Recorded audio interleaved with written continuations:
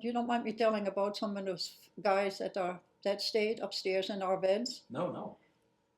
They became like my mother's children because he would go standing at the bottom of the stairs and called, "Yeah, it's time to get up."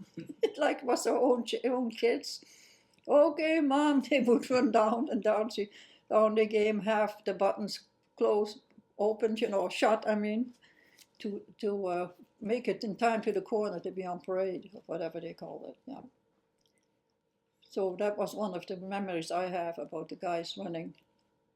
And of course, the memories before that is when the Germans were there, and that was also uh, kind of sad because the guys were also young, German soldiers, thinking they were doing the right thing, and that's what my mother said. They're doing things that they, I'm sure, don't really want to do. But so in general, they were very friendly because Ben, my brother, was 4 or 5, and he loved the soldiers coming by because there's something special. He would hear them come singing, and he'd run to the door and he'd say, "Date, date, soldiers, soldaten." And he would run out, and they would reach out their hands, and he would walk in their hand for a while till they had to go, and he had to run back home again, which was not far, very far, maybe 100 feet. But it was a big thing because they were singing. They always sang German sympathizing songs, of course. So the thing is, we all got to learn those songs too. Mm-hmm. Yeah. Heute gehört uns Deutschland, morgen die ganze Welt. Today, German belongs to us, tomorrow the whole world. That's what they believed. Yeah. And that's what they were made to believe. And of course, electricity was off for usually from 6 to 8, no light tonight, was the saying. And we'd all sit in the dark, and we then had Allied soldiers sleeping upstairs, and they would come down and we all sing songs. Christmas time, they would tell ghost stories in English, and we would know the way the guy was telling it, that they were very scary.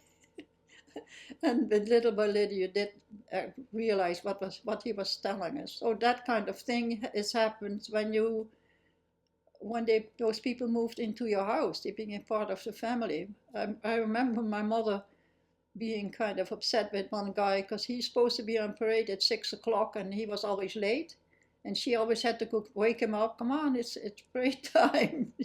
Yeah, there were about 6 guys sleeping upstairs in our beds. Yeah. Because one item I want to talk about is that I had to go for my mother to a vegetable man who lived past the school where the Germans were staying. And as I came by, it was maybe a 10-minute walk to the store, this soldier standing on guard, just looking straight ahead, saying, "Ich hab Hunger, I am hungry."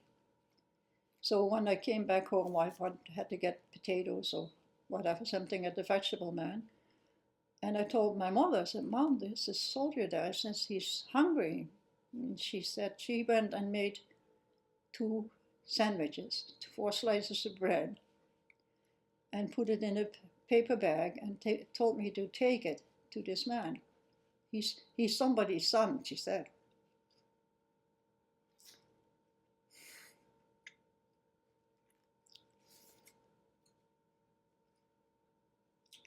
Anyway, I gave him the sandwiches.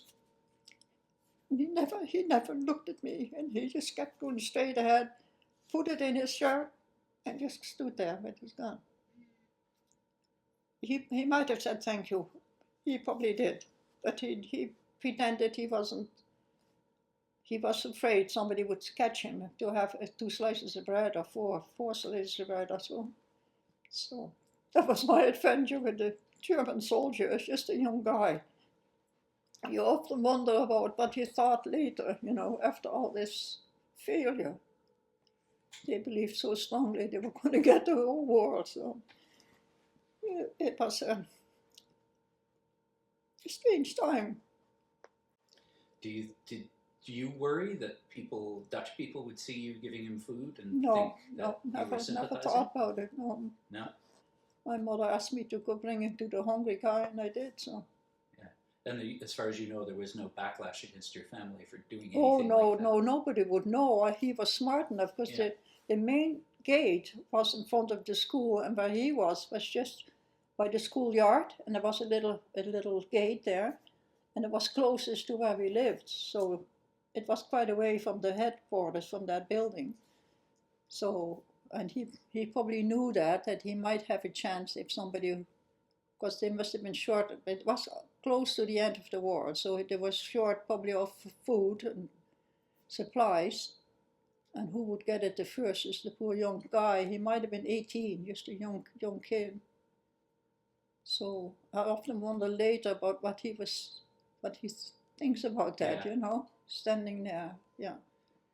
And probably known in the end that they were wrong, they were not right, Yeah. to accept that.